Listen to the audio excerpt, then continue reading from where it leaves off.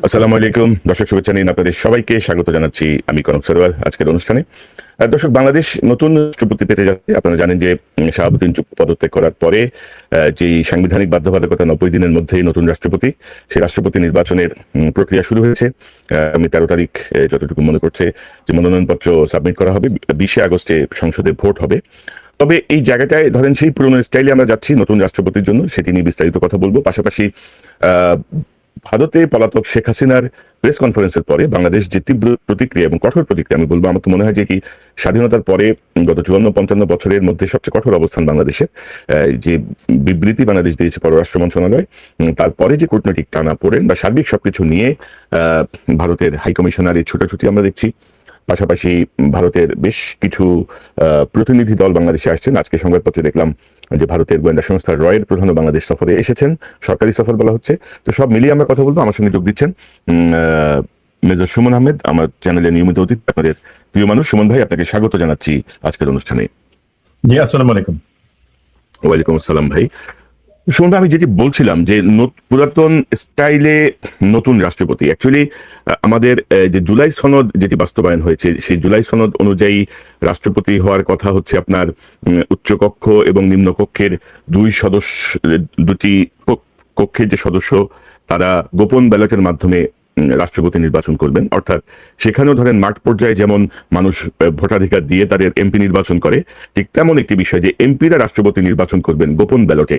এবং আমি যদি আপনাকে একটু দেখাই যে জুলাই সনদের কিছু জায়গায় বিএনপি নোট অফ ডিসেন্ট দিয়েছে, কিন্তু রাষ্ট্রপতির এই জায়গাটায় electing president BNP other parties back secret ballot vote by both houses. অর্থাৎ বিএনপি কিন্তু যে ঐক্যমত্য কমিশনের যে কনসেনসাসের যে জায়গাটা ছিল, সেই জায়গাটা কিন্তু বিএনপি একমত ছিল যে তারা গোপন ব্যালটে এই রাষ্ট্রপতি নির্বাচন করবে। এবং যেটি মানুষের প্রত্যাশা ছিল যে একজন দলীয় ব্যক্তিকে আমার মন চাইলো আমি অমুকে রাষ্ট্রপতি বানাই দিলাম, সে চিরজীবন আমার অনুগত থাকবে। তো সেই জায়গাটা এখন দেখা যাচ্ছে বিএনপি মহাসচিব মির্জা ফখরুল ইসলাম আলমগীরের নামই সবাই বলছেন। যদিও মাঝখানে আমরা শুনতে পাচ্ছিলাম যে আইরিন খান, তাকে রাষ্ট্রপতি করা হবে, এবার একজন মহিলা রাষ্ট্রপতি পাবে বাংলাদেশ। আবার দেখলাম তার নাম আলোচনায় আছে, আবার নাই। তো মির্জা ফখরুল জি শুনতে পাচ্ছেন আপনি? আমি দেখছি দর্শকের কমেন্টে অনেকে বলছেন যে সাউন্ড নাই, অডিও নাই। আমার অডিও, তারা বলছেন নো সাউন্ড। আচ্ছা, আমি তাহলে একটু সেট আপ করে দেখি। তো আমি অডিওর সমস্যাটা ভুগছি, কিন্তু আমার এখান থেকে তো সাউন্ড ঠিক আছে। আপনার এখানে আছে? আপনি পাচ্ছেন তো আমার সাউন্ড? আমি শুনতে পাচ্ছি আপনাকে। সাউন্ড ওকে আছে, ঠিক আছে। একজন দুজনের সমস্যা হতে পারে। তো যাই হোক, তো এই যে ধরেন আমরা এই জায়গাটা আপনি কিভাবে দেখেন? এখন ধরেন এই রাষ্ট্রপতি, বিএনপি তো উচ্চকক্ষের ব্যাপারে বিএনপির 31 দফাতেই বিএনপির উচ্চকক্ষের কথা আছে, জুলাই সনদে উচ্চকক্ষের কথা আছে, কিন্তু ভেরি আনফর্চুনেটলি গত 6 মাসে কিন্তু এই নিয়ে কোনো কথাবার্তা হয় নাই বা আমরা যাই নেই। তো এখন এই যে রাষ্ট্রপতি মির্জা ফখরুলের নাম আসছে, সবাই অভিনন্দনও জানাচ্ছেন নতুন রাষ্ট্রপতি। আইরিন খানের নাম ছিল, এখন আসলে কনফার্ম না, মানে কোন দিকে যাবে কি হবে। এবং এখন জুলাই সনদ যদি কার্যকর হয়, উচ্চকক্ষ যদি হয়, তাহলে কি আবার রাষ্ট্রপতি নির্বাচন হবে? সব মিলিয়ে আপনার পর্যবেক্ষণটা একটু আমরা শুনি। জি, আমাদের দর্শকরাও কিন্তু বুঝেন, যা আমরা সবাই জানি যে জুলাই সনদ থেকে আমরা বাস্তবায়ন করি নাই। অফিসিয়ালি জুলাই সনদ বাস্তবায়নের ব্যাপারে কিছু জায়গায় নোট অফ ডিসেন্ট ছাড়া আমরা সবাই ঐকমত্যে ছিলাম। বাট পরবর্তীতে নির্বাচনের পরে কিন্তু সেটা কার্যত, যদি আমরা প্রতিশ্রুতি পাচ্ছি যে হ্যাঁ জুলাই সনদ বাস্তবায়ন হবে বা অন্যান্য কিছু, বাট অনগ্রাউন্ডে আমরা সেই ধরনের কিছু দেখতে পাচ্ছি না।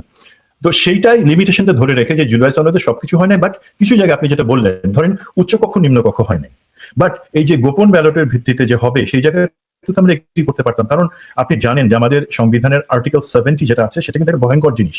যদিও বলা হয় যে স্ট্যাবিলিটির জন্য, ডিসিপ্লিনের জন্য সবাই প্রকাশ ভোট দিবেন, পার্টি লাইনের বিরুদ্ধে কেউ ভোট দিবেন না, ফ্লোর ক্রস করবেন না, এই ধরনের জিনিসপত্র।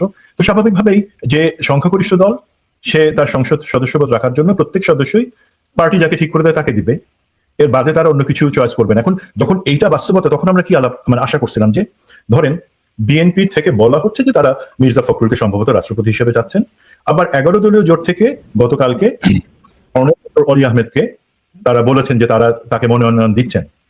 এই জায়গাটা অ্যাকচুয়ালি আমার কাছে মনে হচ্ছে যে একটা মানে বাচ্চাদের খেলার মতন, যে দেখো দেখো বিএনপি একজন রাজাকারের ছেলেরে দিছে, আমরা একজন বিশিষ্ট মুক্তিযোদ্ধাকে দিছি।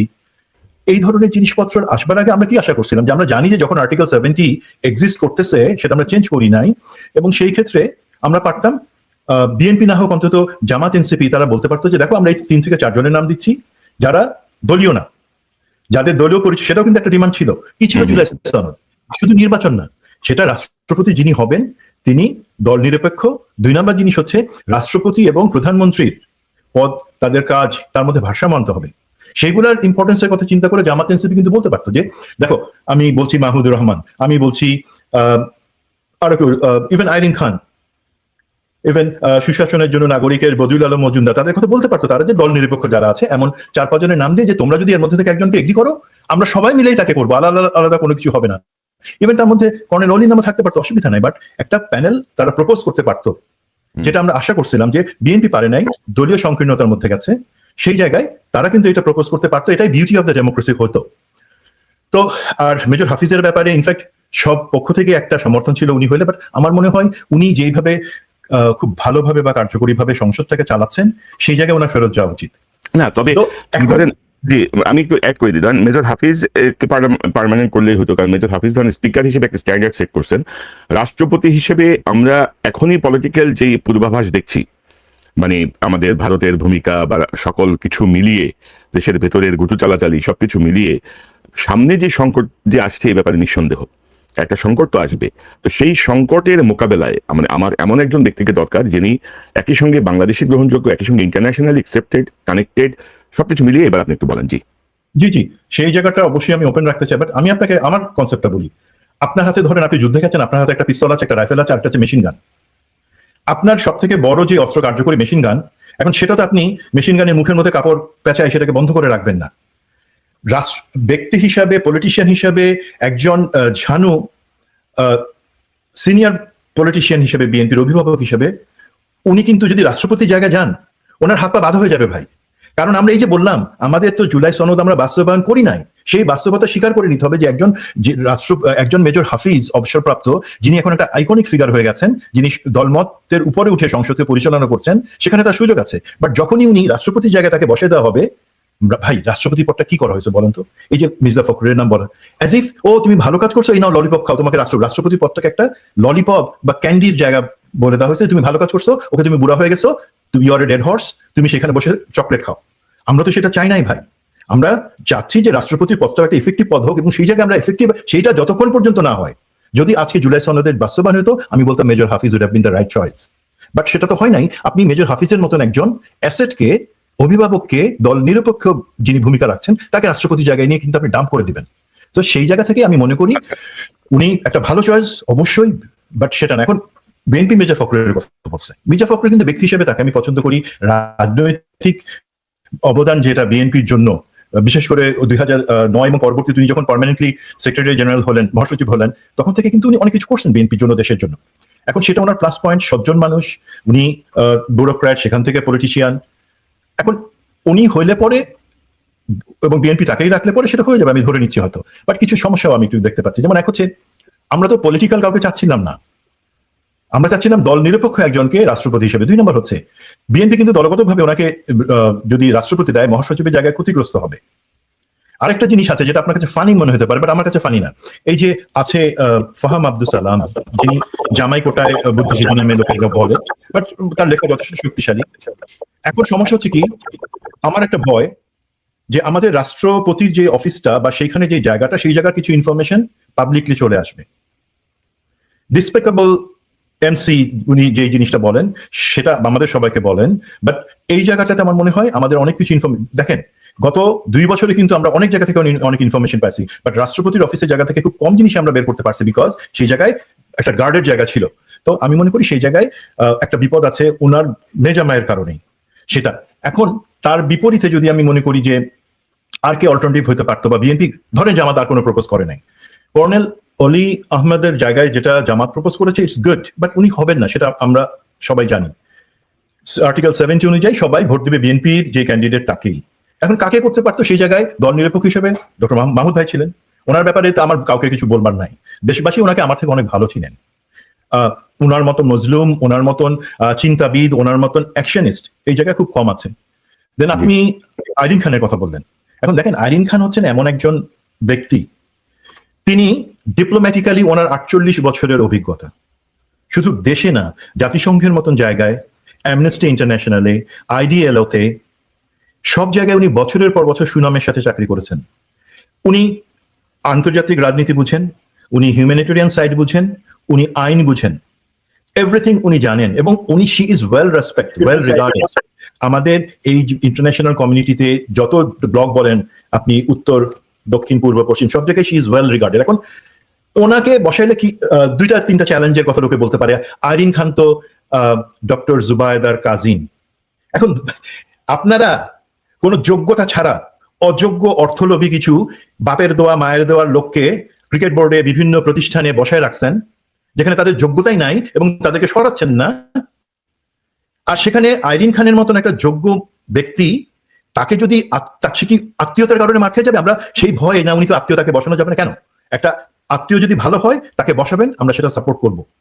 আত্মীয় ছেলে পেলে যোগ্য না অযোগ্য তাদেরকে বসাই দিতেছেন, তাতে তো আমরা সাপোর্ট করছি না। মানে ধরেন যে সকল জায়গায় তো জি সুমন ভাই, আমি যেটা অ্যাড করতে চাই যে ধরেন আলটিমেটলি বিএনপি কিন্তু জুলাই সনদ বাস্তবায়ন করা হবে বলে প্রধানমন্ত্রী, আমাদের স্বরাষ্ট্রমন্ত্রী বারবার কিন্তু বলেছেন যে বিএনপির জুলাই সনদের নোট অফ ডিসেন্ট ছাড়া সকল কিছু তারা মানবেন। তো সেই মানাটাই আমার কাছে মনে হচ্ছে যে এই চুপ্পু সাহেবের পদত্যাগের পরবর্তী এই জায়গাটায় খুব দ্রুত তাদেরকে রাষ্ট্রপতি দিতে হচ্ছে, হয়তো 90 দিনের বাধ্যবাধকতা, কিন্তু চাইলে এর মধ্যেও কিন্তু করা যেত। বা মানে আপনি উচ্চকক্ষ করতে না পারেন, আপনি আর্টিকেল 70 কে স্থগিত ঘোষণা করতে পারেন, যে মানে সবাই সবার মতো করে দিতে পারে। কারণ দুজন এমপির সমর্থন পেলেই যে কেউ রাষ্ট্রপতি পদের জন্য কিন্তু কম্পিট করতে পারে, এমন একটা বিধান আছে। তো সেই জায়গাটায় না, এবং ধরেন যে বিএনপির কিন্তু একটা বিটার এক্সপিরিয়েন্স আছে, যে ডক্টর ইয়াজউদ্দিন আহমেদকে বসিয়ে মানে ওই 111-এর ওই সময়টায় উনি সেটা ট্যাকল করতে পারেন নাই।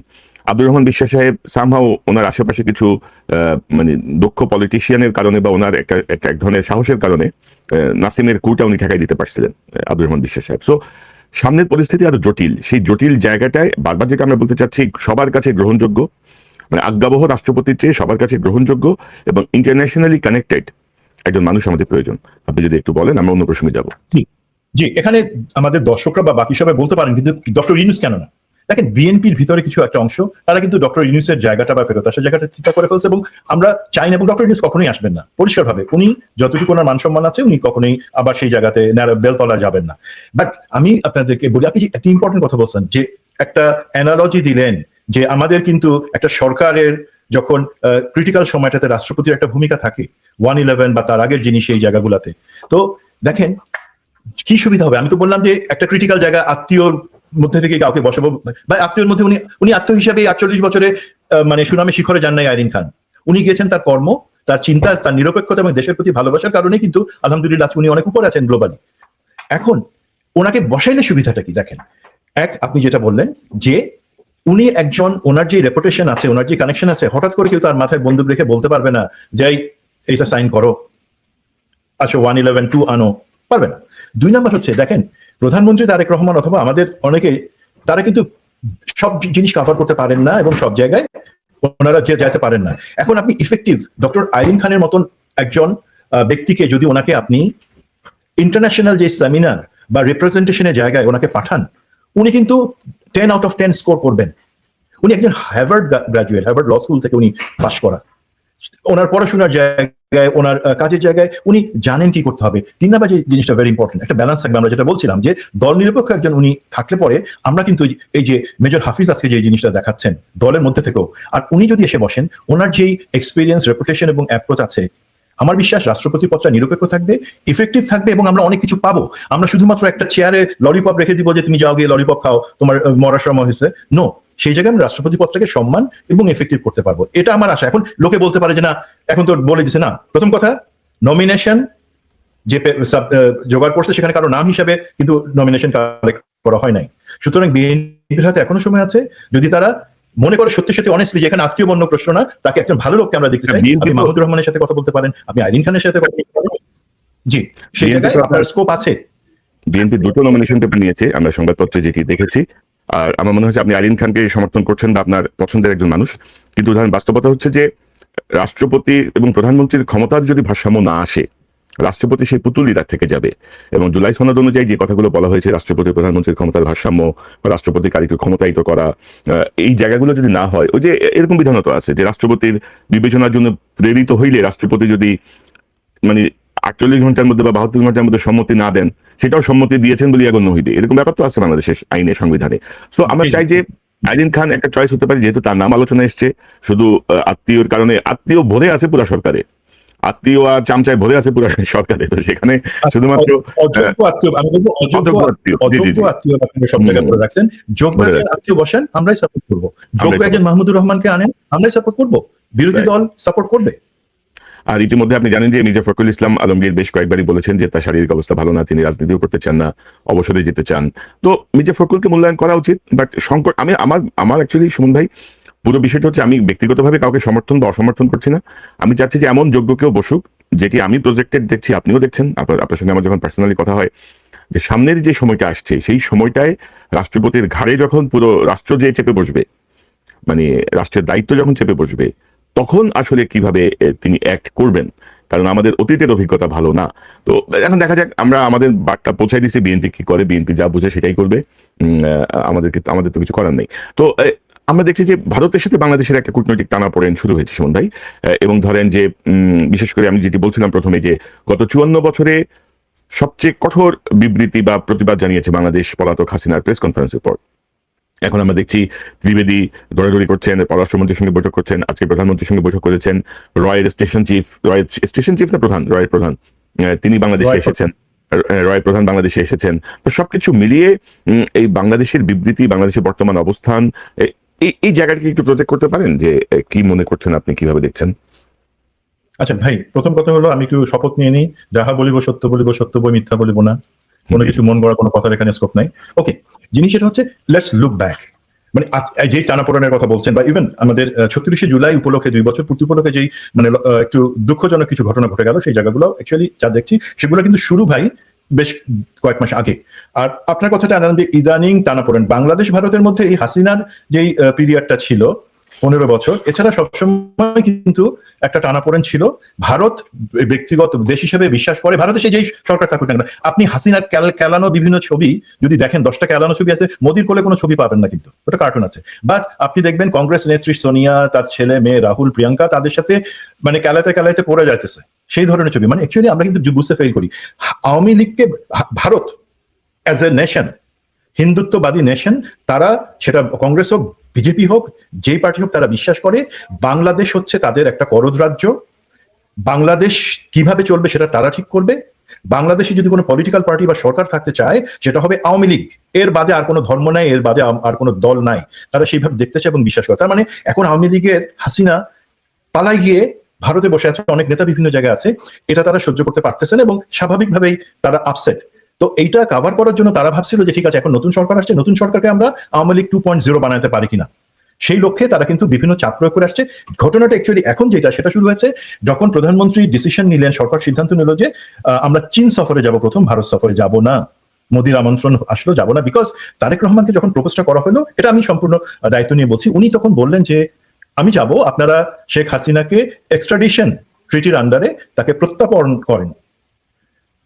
তারা তখন বিভিন্ন অজুহাত দেখানো শুরু করলো, আমাদের তো একটা স্ট্যান্স আছে এই ব্যাপারে, আমরা যদি এমন করি অমন করি। তখন প্রধানমন্ত্রী ভদ্রভাবে বলে দিলেন যে না, সে আসবে, সে যখন আসবে তারপর আমরা আসবো। খেয়াল রাখেন, হাসিনা যখন রয়টার্সের বিবৃতি দিল, আমরা অনেক চিল্লাইলাম হাসিনা আসবে, যেটা এখন একটা জুজু, ডিসেম্বরে আসবে।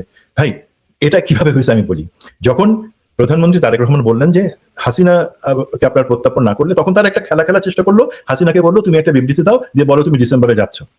সেটা দিল। বাংলাদেশ থেকে বলা হলো ভাই এখানে তো তার প্রত্যাবর্তন বা সীমান্ত দেশে হাঁটতে হাঁটতে ঢুকবে, দৌড়াতে শাড়ি পরে ঢুকবে, সেটা তো আমরা বলি নাই। সে একজন দণ্ডপ্রাপ্ত ফাঁসির আসামি, তাকে তোমার ফেরত দিতে হবে প্রত্যাপন চুক্তির আন্ডারে। তখন তারা খেলা শুরু করলো। মোদি যে জিনিসটা তার অজিত দোভালকে বললো, যে পরিষ্কারভাবে বললো যে উসকো ওয়াকাত দেখা দাও, মানে আমাদের প্রধানমন্ত্রী তারেক রহমানকে যে তার জায়গা দেখায় দাও, যে ভারতের বিপরীতে তার জায়গাটা কি। তখন তারা শুরু করলো কি বিভিন্ন ধরনের, আপনি দেখবেন বিবৃতি, বিভিন্ন ধরনের সমস্যা, বাংলাদেশের সাথে কূটনৈতিক টানাপোড়েন। এবং তখনই তারা ঠিক করলো যে 5ই আগস্ট, তারা জানে অবশ্যই আমাদের এখানে 36শে জুলাই উপলক্ষে অনুষ্ঠান হবে, তখন একই দিনে তারা হাসিনাকে দিয়ে, আমাদেরকে চাপ দেওয়ার জন্য হাসিনাকে দিয়ে ওই প্রেস কনফারেন্সটা রাখাইলো। আমরা জানি এটা ভারত যতবারই বলুক না কেন, যেটা একটা তৃতীয় পক্ষে, সেখানে তাদের কোনো হাত ছিল না। আমরা জানি আগের গুলা কিভাবে ভণ্ড হয়েছে আর এখন কিভাবে হয়। তো এটা হচ্ছে একটা চাপ প্রয়োগের কৌশল হিসাবে তারা হাসিনাকে দিয়ে সেটা করাইলো। তাদের লক্ষ্য একটাই ছিল যে তারা যে করেই হোক তারেক রহমানকে ভারত সফরে নিবে, চীনের সময় হয় না, ইটস ওকে, এখন হইলো বিমস্টেকের জন্য যাবে। এখন ভারত পাগল কেন ভাই? ভারত পাগল কেন তারেক রহমানকে নেওয়ার জন্য? তারেক রহমানের চেহারা তাদের পছন্দ, তারেক রহমানের সাথে গল্প করতে পারে? নো, ভারতের মোদী সরকার বা যে কোনো সরকারকে তার জনগণকে এটা বুঝাইতে হবে যে দেখো, এখানে বাংলাদেশে যেই ক্ষমতা আসে না কেন, তারা আমাদের সুতায় নাচে, এই দেখো এই তাদেরকে আনছি এখানে। তাদের ভোট ব্যাংককে শান্ত করার জন্য, ভোট ব্যাংকটাকে সমৃদ্ধ করার জন্য এটা তাদের জন্য খুব ইম্পর্টেন্ট যে বাংলাদেশের সরকার এবং প্রধানমন্ত্রী ভারতের কথায় চলে। তো সেই জায়গাটাতে তারা সাকসেসফুল হচ্ছে না। সেই কারণে তারা যেটা করলো, একটা দুইটা আপনি চিত্র দেখেন পাশাপাশি ভাই, আমি ইমপ্লিকেশনটা বলি। একদিকে এখানে ভারতে বসে হাসিনা প্রেসের সামনে আসছে, মানে অডিওতে আসছে, তার সাঙ্গপাঙ্গ সবাই আছে, সেখানে সে কোনো গন্ডগোল বা কিছু হয় নাই। আর এদিকে বাংলাদেশে কি হলো, বাংলাদেশে আমরা একটা অনুষ্ঠান করলাম, সেই অনুষ্ঠানে আমরা একটা ডকুমেন্টারি দেখালাম যেটা সত্য নির্ভর না এবং বিতর্কিত। সেই ডকুমেন্টারিতে দেখানোর আগে কয়েকদিন কিন্তু বাংলাদেশে কিছু অবার্চিন লোক তারা জামাত শিবির এনসিপি কে পিটাইলো বিভিন্ন জায়গায়। জিনিসটা এইভাবে করে ধরেন সেই রকম একটা ক্ষত নিয়ে তখন লোকে গেল সেই প্রোগ্রাম এবং গিয়ে দেখলো যে জুলাইকে বিকৃত করা হচ্ছে, তারা প্রতিবাদ করলো, একটা গন্ডগোল হলো। এই যে জিনিসটা একদিকে, এই মেসেজটা কি গেল সবার কাছে ইন্টারন্যাশনাল এবং ন্যাশনালি, যে ভারত হাসিনাকে এখনো পালে, ভারত হাসিনাকে ব্যাক করে এবং হাসিনা যে কোনো মূল্যেই হোক বাংলাদেশে আসবে, উইচ ইজ রং। আর আরেকটা মেসেজ কি গেল, বাংলাদেশে জুলাই ঐক্য নষ্ট হয়ে গেছে, বাংলাদেশের এই সরকার জুলাইয়ের ইতিহাসকে বিকৃত করার চেষ্টা করতেছে এবং দমন নিপীড়ন হচ্ছে। দুইটা কন্ট্রাডিক্টিং মেসেজ কিন্তু চলে গেল পৃথিবীর কাছে। কূটনীতিকরা ছিলেন, তারা কিন্তু ওই মেসেজ নিয়ে চলে গেছেন, অনুষ্ঠান থেকে ত্যাগ করে চলে গেছেন তারা। তো এই জিনিসটাকে আমরা চাইছি, এই জিনিসটা আমরা চাই নাই। তো এখন এই জিনিসটা যে করা, তারা করে কি লাভ হইলো? এখন আপনি বলতেছেন দীনেশ ত্রিবেদী, তার সে যখন অ্যাপয়েন্টমেন্ট নেয় তখনই আমরা বলছিলাম সে কত কি ঝানু পলিটিশিয়ান। দীনেশ ত্রিবেদী যে জিনিসটা চাচ্ছে এখন, সেটা হচ্ছে যে যে কোনো ভাবে হোক প্রধানমন্ত্রী তারেক রহমানকে বিমস্টেক সম্মেলনে জয়েন করার জন্য। আপনারা জেনে খুশি হবেন যে কোনো ভারত বিরোধিতা বা অন্য কিছু না, শুধুমাত্র দেশের আত্মসম্মান, সেই জিনিসটা চিন্তা করে আজকে সন্ধ্যার সময় প্রধানমন্ত্রী তারেক রহমানের পক্ষ থেকে পরিষ্কারভাবে বলে দেওয়া হয়েছে যে উনি যাবেন না বিমস্টেকে। এবং একই জিনিস যে তোমরা এই খুনি হাসিনাকে ফেরত না আনা পর্যন্ত, বাংলাদেশকে সম্মানের জায়গায়, সমমর্যাদার জায়গায় না দেখা পর্যন্ত আমি সফর করব না। এটা কিন্তু হচ্ছে একদম সিদ্ধান্ত দিয়ে দেওয়া হয়েছে। আপনি যেটা বললেন যে যুগান্তকারী একটা স্টেটমেন্ট দেওয়া হয়েছে 5 তারিখের পরে পররাষ্ট্র মন্ত্রণালয় বা সব জায়গা থেকে, আমি ওটা অ্যাপ্রিসিয়েট করি। বাট আপনি একটু খেয়াল করে দেখেন তো, সত্যি কি এটা এত হাত পেলে? আমরা তো ওই রিয়ার স্টলে বসে ভাই ছোটবেলায় এই ওয়াসিম জসিমের মারামারি হলে হাততালি দিতাম, শুধু হ্যাঁ, সেটা দিছি। প্রতিবাদ জানাইছেন ওনারা? কি কাউকে প্রতিবাদ জানাইছেন যে এটা শুধু একটা স্টেটমেন্ট দিলেই তো হয় না? হাই কমিশনের যে স্টেশন চিফ আছে তখন তাকে ডেকে পররাষ্ট্র মন্ত্রণালয়ের প্রতিবাদ জানানোর কথা, কিন্তু সেটা হয় না। কিন্তু তো তারপর আমি আশাবাদী যে অবস্থায় আমরা এখনকার পজিশনটা ধরে রাখছি, ভারতকে বুঝাই দিতে হবে যে দেখো, আমরা কিন্তু তোমাদের এই তাবেদারি বা কোনো কিছু মেনে নেওয়ার জন্য এখন নাই। এবং তোমরা যে ঐক্য নষ্ট করার চেষ্টা করতেছো, তোমাদের ভিতরে রয়্যাল লোক বা অন্যান্য সবাইকে, আপনি কি মনে করেন না যে এই যে ছোটখাটো জিনিসপত্র মারামারি হচ্ছে, বিভেদ, আমরা কি চাইছিলাম সমস্ত রাজনৈতিক দলের ঐক্য, জুলাই ঐক্য? সেই জায়গায় যে বিভেদটা তৈরি, কি আপনি মনে করেন এর মধ্যে রয়্যাল আওয়ামী লীগের সুমন ভাই, আমি একটা বিষয় যোগ করতে চাই আপনার সাথে। ধরেন তারেক রহমান সাহেব কিন্তু জুলাই যে অনুষ্ঠান, সেখানে তিনি বলেছেন যে জুলাই কিন্তু কোনো দলের একক কোনো কৃতিত্ব না, এটা সম্মিলিত একটা প্রয়াস, সম্মিলিত একটা বিপ্লব। এখানে মানে সবাই মিলে আমরা হাসিনাকে হটিয়েছি। কিন্তু তারপরে আপনি যদি দেখেন যে খুব ইন্টেনশনালি তারেক রহমানই জুলাইয়ের ওই যে 1 দফা ডাক দিয়েছেন, তারেক রহমানই সকল কিছু করেছেন, এমন করে তাকে মানে মহান বানানোর চেষ্টা করতে, যে তাকে আসলে ক্ষতিগ্রস্ত করার চেষ্টা করছে। তো এখন মুক্তিযুদ্ধ মন্ত্রণালয় যেই ডকুমেন্টারি বানিয়েছে, এরপরে দুঃখ প্রকাশ করলে হবে, ঘাট ধরে বের করে দিতে হবে কে বানাইছে এটা, কোন প্ল্যান থেকে আসলে এইভাবে ডকুমেন্টারিটা তৈরি হলো। মানে এইসব ফাইজলামির তো কোনো মানে নাই, তাই না? এবং ধরেন যে আপনার একদিকে হচ্ছে আপনাকে আওয়ামী লীগকে মোকাবেলা করতে হবে, আরেকদিকে ভারতের এইসব কুটচাল মোকাবেলা করতে হবে। সেই জায়গাটায় ন্যাশনাল যে ইউনিটি থাকার কথা, সেই ইউনিটি নাই। বিএনপি মারতেছে এনসিপি রে, জামাতে কামড়ি, এটা সেটা, এটা আনএক্সপেক্টেড। তার মানে কি? তার মানে আপনি কি মনে করেন যে দলের ভেতরে যে ইন্ডিয়ান এজেন্ট, আওয়ামী লীগের এজেন্ট, আমি তো মনে করি যে বিএনপি বলেন জামাত বলেন, এই দুই দলে তো অবশ্যই মানে রয়ের এজেন্টও আছে, আওয়ামী লীগের এজেন্টও আছে। তারা মিলে একটা স্পয়েল করার চেষ্টা করছে এই সরকারকে। জাস্ট মাত্র 6 মাস কিন্তু এখন পূর্ণ হয়নি, আর 7 দিন আছে 6 মাস পূর্ণ হওয়ার। তো আপনি কি মনে করেন? জি, এই জায়গাতে আমি অবশ্যই আপনার সাথে একমত হই। এখন লোকে বলতে পারে এগুলা গুজব ছড়ানো। ভাই, আমরা এই ধরনের একটা সমস্যা না থাকলে যে আমাদের দলের ভিতরেই ভারত এবং আওয়ামী লীগের লোকজন আছে, এই জিনিসটা দেখেন ভাই, গুপ্ত গুপ্ত বলে যে জিনিসগুলো বলা হচ্ছে, এবং আমি প্রধানমন্ত্রী তারেক রহমানকে অনুরোধ করবো যে আপনি প্লিজ এই গুপ্ত গুপ্ত কথাটা বলবেন না। কেন বলবেন না? এটা হচ্ছে শাহেদ আলম, যাকে অনেকে তাচ্ছিল্য করে বিরিয়ানি আলম বলে, সেই জায়গা, এবং ডক্টর জাহিদ আপনার পলিসি উপদেষ্টা যে আছে, তারা কিন্তু এই গুপ্ত গুপ্ত জিনিসটা বের করছে। এখন আপনি বিএনপি একটা জবাব আমাকে দিক, সব দলে গুপ্ত আছে এবং গুপ্ত হয়ে থাকাটার মধ্যে খারাপ কিছু নাই। আপনারা কি গুপ্ত ছিলেন না? যখন জুলাই আন্দোলন আমাদের চলতেছিল তখন কি মির্জা ফখরুল ইসলাম আলমগীর বলেন নাই ন্যাশনালি ওপেনলি যে জিনিসটা, যে এই আন্দোলনের সাথে আমরা সরাসরি যুক্ত না, এটা ছাত্রদের আন্দোলন? বাট আপনি বাংলাদেশের লোক জানে, দেখে যে বিএনপি, ছাত্রদল, যুবদল সবাই আন্দোলনে ছিল, রক্ত দিছে, প্রাণ দিছে। বাট সেই সময় সেটা কিন্তু রাইট ডিসিশন ছিল যে আমরা ছাত্রদের এই আন্দোলনের সাথে রাজনৈতিকভাবে যদি যুক্ত হই তখনই আন্দোলনটা মারা যাবে। দেখেন ভারতে কি হয়েছে, তেলাপোকাদের আন্দোলন যে মুহূর্তে কংগ্রেস জয়েন করলো, কংগ্রেস এবং বিজেপি কিন্তু আঘাত করে কংগ্রেস জয়েন করে সেই আন্দোলনটাকে মেরে ফেললো। নাহলে কিন্তু মোদির হেলিকপ্টার না, সাবমেরিনের টিকিট কাটা ছিল, সাবমেরিন নিয়ে পালাতো। তো যেই মুহূর্তে রাজনৈতিক দল যুক্ত হয় কিছু জিনিস গুপ্ত রাখতে হয়। তো গুপ্তভাবে বিএনপিকে এখন বলতে হবে আপনারা কি তাহলে মির্জা ফখরুল স্টেটমেন্ট হিসেবে আন্দোলনে ছিলেন না, জুলাইয়ের অংশ ছিলেন না? নাকি যেটা গুপ্ত থাকার মধ্যে কোনো ক্ষতি নাই, আপনারা গুপ্ত হিসেবে ছিলেন এবং আন্দোলন সফল, ছাত্র জনতার আন্দোলনকে আপনারা সফল করছেন। Technically that was the right decision.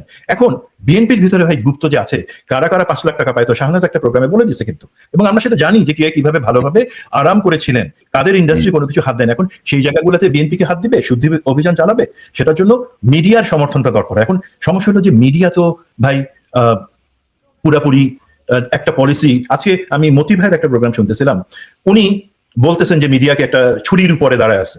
ভাই মিডিয়াকে আসলে একটা শুলের একদম উপরে বসানো উচিত। এই মিডিয়া যেইভাবে কোনো চেঞ্জ হয় না, তো সেই মিডিয়াকে হাসিনা যখন বলছিল যে তোমরা যা খুশি তোমাদের মিডিয়ার মালিকানা দিলাম, যা খুশি দিলাম, রাজত্ব দিলাম, তোমাদের কাজ একটাই হবে, মুখ খুলবা না। আর মুখ যদি খুলো চাটবার জন্য খুলবা। এখন তখন চাটছে, এখন নতুন ভাবে চাটতেছে তারা তাদের দাবি হচ্ছে সোশ্যাল মিডিয়াতে বা আপনারা যারা অ্যাক্টিভিস্ট আছেন তারা গুজব ছড়াচ্ছেন, আর মেইন স্ট্রিম মিডিয়া এই গুজব ছড়ানোর কারণে পাত্তা পাইতেছে না। ভাই মানুষ কি এত বোকা যে যাচাই করতে পারে না যে কারা চাটতেছে আর কারা অ্যাকচুয়ালি চোখ খুলে দিচ্ছে? মানে সুমন ভাই, মতি ভাই জানি না, মতি ভাই ইদানিং কিছু কাজ করতে ভাই। মতি ভাইয়ের কথা শেষ করি। এই যে চুপ্পু, উনি সখী, এই চুপ্পুকে দিয়ে কিন্তু ভয়ঙ্কর উনি একটা কাজ করেছেন। উনি চুপ্পুকে দিয়ে এই হাসিনা রিজাইন করে নাই সেই ধরনের একটা ধারণা প্রচার করছেন। তাতে সমস্যাটা কি হলো? উনি কি বলতে চাইছেন, মতি ভাই এবং চুপ্পু মিলে কি বলতে চাইছে যে হাসিনা এখনো প্রধানমন্ত্রী, দেশে অন্তর্বর্তী ইউনূস সরকার অবৈধ ছিল, নির্বাচন অবৈধ, তারেক রহমান সরকার অবৈধ এবং হাসিনার ফাঁসি অবৈধ, উনি কি এটা জায়েজ করতে চাচ্ছেন? সো প্লিজ, আমরা অনেক কিছু জানলে, অনেক কিছু বুঝলে পরেও অনেক জিনিস বাজারে ছাড়া উচিত না। মতি ভাই আমার শ্রদ্ধা মানুষ ছিলেন, ওনার প্রতি সম্মান রেখে বলছি, প্লিজ আপনার সংযত করেন আপনার হাত অথবা জিহ্বা। এই বিষয়টা আসলে মতি ভাইয়ের সঙ্গে আমার খুবই ভালো সম্পর্ক বাংলাদেশ থেকে এবং পরবর্তী সময়, কিন্তু বাস্তবতা হচ্ছে উনি এই হাসিনার পদত্যাগ নিয়ে দুটো রিপোর্ট করেছেন। একটি হচ্ছে শাহাবুদ্দিন চুপ্পুর ইন্টারভিউ নিয়ে, আর একটি হচ্ছে তিনি বলেছেন যে হাসিনা ওই পদত্যাগ পত্র নাকি ব্যাগের মধ্যে রেখে হেলিকপ্টারে চলে গেছিল, পরে আবার এক ব্রিগেডিয়ার যে ওই ব্যাগ এনে দিচ্ছে। তো এগুলো আসলে ধরেন এগুলোর কোনো বেসলেস স্টোরি, এবং উনি কেন এই বিষয়টাকে বারবার সামনে আনতে চাচ্ছেন আমি জানি না। তিনি কারো দ্বারা প্রভাবিত হচ্ছেন কিনা বা অন্য কোনো বিষয়ে কাজ করছেন। আমি একটা জিনিস একটু কভার করে নিই। আপনি বলছিলেন এর যে চিফ আছেন পরাগ জৈন এসছেন সেটা, এবং সেটা নিয়ে তুমুল হইচই হচ্ছে আমি দেখছি। দেখেন ভাই, কিছু এই যে সোশ্যাল মিডিয়ার যে দায়িত্ব জায়গা থেকে কিন্তু আপনি জিনিসটা এখন ক্লিয়ার করে দিই। এটা বাস্তবতা যে সে বাংলাদেশের আমন্ত্রণে আসছে, লুকায় আসে নাই। হাসিনার যে পরিকল্পিত লুকায় সুড়ঙ্গ দিয়ে আসবে গরুর উপর বসে, সেই ধরনের কিছু না। সে বাংলাদেশে ডিজিএফ এর আমন্ত্রণে আসছে। এখন এটা কিন্তু একটা প্র্যাকটিস, এটা বছরের পর বছর, এটা হাসিনা আনে নাই, তারেক গভর্নমেন্ট আনে নাই, বেগম জিয়ার গভর্নমেন্ট আনে, এটা হচ্ছে বছরের বছর একটা প্র্যাকটিস। যে 4টা দেশ, যে কোনো দেশের গোয়েন্দা প্রধান তারা আইদার দায়িত্ব নেওয়ার পরে অথবা একটা পিরিয়ডিক্যালি 2 বা 3 বছর পর পর আমাদের যে গোয়েন্দা সংস্থাগুলা পার্শ্ববর্তী, বাংলাদেশের ডিজিএফআই প্রধান কাস্টমারেরই, উনি ভারত যান, উনি পাকিস্তান যান, উনি চায়না যান, তাকে গিয়ে সেইখানকার গোয়েন্দা বা অন্যান্য যে অ্যানসিলেটরি অর্গানাইজেশন গুলো আছে তাদের সাথে কোঅর্ডিনেশন করে আসতে, একটা সমঝোতা, আন্ডারস্ট্যান্ডিং, ফ্রেন্ডলি, হাই হ্যালো করে আসতে হয়। যদিও হাসিনার সময় সেটা ছিল বশ্যতা শিকারের জন্য, ওইখানে গিয়ে সেজদা করে আসার জিনিস ছিল, সেটা এখন নাই। এবং তেমনি ভাবে ভারত, পাকিস্তান, এবং যখনই আসে আমরা চিৎকার করি কেন আসলো না, এটা কাস্টমারেরই। এই গোয়েন্দা বাহিনীগুলা একজন আরেকজনের দেশে যায়, হাই হ্যালো করে জিনিসগুলো কোঅর্ডিনেশন করে, যে আমাদের এই ইন্টার বা রিজিওনাল যেই ইন্টেলিজেন্স শেয়ারিং সেগুলো কিভাবে চলবে, আমরা কিভাবে এক দেশ আরেক দেশকে হেল্প করবো টেরোরিজম বা অন্যান্য জায়গাগুলো অ্যাড্রেস করবার জন্য। That's the thing. এখন একটা জায়গায় একটু ভুল করে ফেলছে, সেটা হচ্ছে আমাদের ডিজিএফআই ডিজি উনি যখন ভারতে গেলেন একই পারপাসে উনি গিয়েছেন, সেটা কার চিকিৎসা, মিডিয়া বললো কি তার স্ত্রীর চিকিৎসার জন্য বা তার চিকিৎসার জন্য, এটা বলা দরকার ছিল না। আমাদেরকে ওপেন হতে হবে যে তারা গেছেন, আলোচনা হয়েছে, তেমনিভাবে ভারতের রয় প্রধান আসছে, ভারতের রয় প্রধান যখন লুকায় চুপি চুপি, বা অজিত দোভাল তখন চুপি চুপি, সাইফুল ইসলাম বা জেনারেল শাহিন ওনাদের সাথে বা জেনারেল মুজিবের সাথে লুকায় চুপি চুপি কথা বলে, দ্যাট ইজ দ্য পয়েন্ট যেখানে আমাদেরকে ট্রিগার অন করতে হবে যে no, that is not right. But officially যদি আসে, সে একটা ওদের অর্গানাইজেশনের সেক্রেটারি, সে আসতে পারে আমন্ত্রণে। এখন দেখেন ভাই, আমি কথাটা এই জন্য বলছি, অনেকে হয়তো বলবে না কেন, এটা ভারতের হয়ে সাফাই না। আমাদেরকে এই সম্পর্ক রাখতে হবে। 2 নাম্বার, ডিজিএফআই এনএসআই এই অর্গানাইজেশন গুলা, এসবি যেটাই বলেন না কেন, সেই অর্গানাইজেশন গুলাকে লোকে বলে এই করো ওই করো, আমাদের তো ভাই এই জিনিসগুলোকে কেটে ফেলবো না, আমাদেরকে শক্তিশালী করতে হবে। বা আমাদের 55 বছরের ইতিহাসে প্রথম 2 বা 3 বছর বাদ দিয়ে, আমি ভাই আজকে একটা জিনিস বলি, আমি যেহেতু একটা বাহিনীতে ছিলাম এবং আমি গোয়েন্দা সংস্থাতে ছিলাম, আমাদের দেশটাকে ভারতের থাবা থেকে টিকায় রাখবার জন্য একটা বড় ভূমিকা কিন্তু সবসময় আমাদের এই ডিজিএফআই এনএসআই তারা রাখছে। আমরা সেই জিনিসগুলো জানি না বা এগুলো পাবলিকলি আলাপ করার বিষয় না, বাট জেনে রাখেন আমাদের ডিজিএফআই এনএসআই এবং সেনাবাহিনী ক্যাপেবল অফ এই কুত্তার লেজে, যখন যেই কুত্তাটা বেয়াদব আমরা করতাম কি তারাবাতি জ্বালা দিতাম, ওর আগুন সামলাইতে ব্যস্ত থাকতো। তো ভারত যখন আমাদের উপর আগ্রাসন, পার্বত্য চট্টগ্রামে বিচ্ছিন্নতাবাদীদের সহায়তা, আমাদের দেশে সিরিজ বোমা হামলাতে সহায়তা, সেই জিনিসগুলো করে যায়, তখন কিন্তু আমাদের এই অর্গানাইজেশন গুলাই আমাদের টুল আছে, ওদের লেজে আমরা তারাবাতি জ্বালাই দিই এবং দিতে পারি, সেটা আমরা জানি। এবং ইনশাল্লাহ সেটা করবার জন্য আমাদের দক্ষ, দেশপ্রেমিক এবং সরাসরি রাজনৈতিক কমান্ডের আন্ডারে বা সরকারের আন্ডারে ডিজিএফআই এনএসআই থাকতে হবে এবং সেগুলোকে শক্তিশালী করতে হবে, কোনো বিকল্প নাই। জি সুমন ভাই, ধরেন আমরা আমাদের গোয়েন্দা সংস্থার উপরে আস্থাশীল, আমরা জানি যে তারা অনেক কিছুই মোকাবেলা করেছেন। আমরা টেকনিক্যাল কারণে অনেক কথা হয়তো পাবলিকলি সামনে আনতে পারি না, বিশেষ স্বার্থে, দেশের স্বার্থে। কিন্তু বাস্তবতা হচ্ছে যে ধরেন রয় স্টেশন চিফ বা আইএসআই স্টেশন চিফ বা প্রধান বা যেই আসুক, এটা আসতেই পারে, এটা একটা পারস্পরিক রিলেশনশিপ, প্রতিবেশীদের মধ্যে এটা থাকতেই পারে, নিরাপত্তা বা অনেক ইস্যুতে। কিন্তু সেটি যেন দাসত্বে পরিণত না হয়, যেটি আমরা হাসিনার আমলে দেখেছি। সেই জায়গাটা নিয়ে সোশ্যাল মিডিয়া অনেক সরব, যদিও আমি জাতীয় কোনো পত্রিকায় এখন পর্যন্ত এই সফর নিয়ে তেমন কিছু দেখি নাই। এবং আমার বক্তব্য হচ্ছে যে এই জায়গাটি আমার কোনো আপত্তি নাই যে রয়ের প্রধান আসবেন, আইএসআই প্রধান আসবেন, যাবেন, আমাদের মধ্যে মানে কি বলবো, ভাব বিনিময় হবে, তথ্য বিনিময় হবে, এগুলো হতেই পারে, মানে এটা বৃহত্তর স্বার্থ হতেই পারে। কিন্তু আমরা যেন তাদের কাছে বিক্রি না হয়ে যাই। এবং আরো ভয়ের কথা হচ্ছে, হাসিনার গত দুঃশাসনের সময় ফ্যাসিস্ট রেজিমে হাসিনা যেভাবে এই সংগঠনটিকে তোষণ এবং পোষণ করেছে, তাদেরকে যেভাবে ডিজিএফআই এর ভিতরে অফিস বসিয়ে দিয়েছিল, সেই জায়গাটা নিয়ে আসলে এখনো কতটুকু ক্লিয়ার হয়েছে আমরা জানি না। সেই জায়গাগুলো নিয়ে আপত্তি। এবং আপনি জানেন যে আমাদেরকে চীন বা টার্কি তাদের যুদ্ধ বিমান দেওয়ার ক্ষেত্রে তারা ভয় পায় যে বাংলাদেশের ভেতরে এখনো যেহেতু ভিনদেশি এজেন্ট হয়তো সক্রিয় আছে, যার কারণে হয়তো এই তথ্য মানে এই মেকানিজমটা, এই যুদ্ধ বিমানের যে মেকানিজমটা, এটা হয়তো হাতছাড়া হয়ে যেতে পারে। এই জন্য তারা দিতে চায় না, তারা বলে তোমরা পাকিস্তানের হেল্প নাও, ইত্যাদি ইত্যাদি। তো সেই জায়গাগুলো মিলিয়ে আমাদের কিছু ভয় তো থাকেই। এবং আমার মনে, আমি জানি না তারেক রহমান সাহেব এই জায়গাগুলো কতটুকু কঠোরভাবে অ্যাডজাস্ট করছেন বা করতে পারবেন, আশা করি তিনি পারবেন, সেই প্রত্যাশা আমরা রাখি। তো আমরা একটু প্রেসিডেন্সিয়াল বিষয়টায় যাই, প্রেসিডেন্টের বিষয়টা একটু আলোচনা করতে চাই। যে আমি বারবার যেটা বলতে চাচ্ছি, মির্জা ফখরুল ইসলাম আলমগীর, আইরিন খান, ডক্টর মাহমুদুর রহমান বা দেশপ্রেমিক একজন মানুষ রাষ্ট্রপতির পদে বসুক, যিনি সামনের ক্রাইসিস মোকাবেলা করতে সক্ষম হবেন, যাকে ইন্টারন্যাশনালি অ্যাকসেপ্ট করা হবে, যিনি দেশের মানুষের কাছে গ্রহণযোগ্য। আমরা কোনো ইয়াজউদ্দিন আহমেদের মতো কোনো বিপর্যয় সামনে যেন দেখতে চাই না। পাশাপাশি জুলাই সনদ থেকে যদি বিএনপি সরে আসে, আমি মনে করবো যে এটা একটা ভয়ঙ্কর একটা ব্লান্ডার হবে। এখন যেমন তথ্যচিত্রে আপনি নাহিদ, সার্জিস, হাসনাতদেরকে বাদ দিয়ে বিএনপি প্রধানকে মহান বানানোর চেষ্টা করবেন, বলবেন যে তাদের কোনো ভূমিকাই ছিল না, এমন একটা ভাব করবেন, পরে দুঃখ প্রকাশ করবেন। আমার মনে হয় যে এই বিষয়গুলো বিএনপিকে ক্ষতিগ্রস্ত করবে। এবং জুলাই সনদে যেভাবে বলা হয়েছে যে গোপন ভোটে, সরাসরি ভোটে রাষ্ট্রপতি নির্বাচিত হবেন, আমি মনে করি এখনো সময় আছে, এই সুযোগটি অন্তত কোনো একটা ফরম্যাটে নিশ্চয়ই দেওয়া সম্ভব, যে আরো কয়েকজন রাষ্ট্রপতির পদের জন্য দাঁড়াক। আইরিন খানের পক্ষে মনোনয়নপত্র জমা দেওয়া হোক, মাহমুদুর রহমানের পক্ষে মনোনয়নপত্র জমা দেওয়া হোক, এরকম আরো 2-1 জন যদি থাকেন প্রস্তাবিত, তাদের নামে দেওয়া হোক। সংসদ সদস্যরা স্বাধীন ভোটে নির্ধারণ করবেন যে কে আমাদের রাষ্ট্রপতি হবেন ভবিষ্যতে। আপনি কি মনে করেন? এবং এটা কিন্তু জুলাই সনদ বাস্তবায়নের পক্ষে বিএনপির আগ্রহের জায়গাতে আরো এক ধরনের প্রতিফলন ঘটবে। আপনি কি মনে করেন সুমন ভাই? আগ্রহ তো শুধু না ভাই, এটা তো হচ্ছে বিএনপির একটা কমিটমেন্ট, তার ওয়াদা। আমরা তো ওয়াদার বরখেলাফ বিএনপির কাছ থেকে আশা করি না। এখন যেটা বলছেন যে যদি আমি ধরে নিই যে এই গোপন ব্যালট সরাসরি সংসদ সদস্যরা আর্টিকেল 70 উইথহেল্ড রেখে ভোট দেওয়ার সুযোগ পাবেন, তাহলে তো খুবই ভালো। জুলাই সনদ বা সেই জিনিসটা যদি ধরে নিই যে সেটা হবে না বা বিএনপি চাবে না, সেক্ষেত্রে সেফগার্ডটা কি? আপনারা সমস্ত দল নিজেরা আলাপ করে ঠিক করেন যে ঠিক আছে, this is a panel of 5, তার মধ্যে থেকে আমরা তুমি আমি আমরা সমস্ত পলিটিক্যাল পার্টিস জনগণের ইচ্ছার প্রতিফলন হিসাবে একজন নির্দলীয় লোককে রাষ্ট্রপতি জায়গায় আনতে যাচ্ছি, যিনি ব্যালেন্স আনবেন। সেটা ধরেন ভাই, এটা করে কিন্তু বিএনপি জনপ্রিয় হবে। মির্জা ফখরুলকে বসাই যতটুকু লাভ আপনারা দেখতেছেন, ইনশাআল্লাহ আপনারা যদি একজন নিরপেক্ষ লোককে, সর্বজন গ্রাহ্য একজন লোককে নেন, সেটাতে বিএনপি মোর অ্যাকসেপ্টেড হবে। এখন এই জায়গায় ভাই আমার একটা জিনিস আমি বলি, এটা বাস্তবতা, কেউ মাইন্ড খায়েন না। সেটা হলো বাংলাদেশ রাষ্ট্রটা কি, বাংলাদেশের জনগণ কি, সেই জায়গাটা কিন্তু শুধুমাত্র দুইজন বুঝতে পারছিলেন আমাদের 55 বছর ইতিহাসে, শহীদ রাষ্ট্রপতি জিয়াউর রহমান এবং পলাতক ফ্যাসিস্ট পতিতা হাসিনা।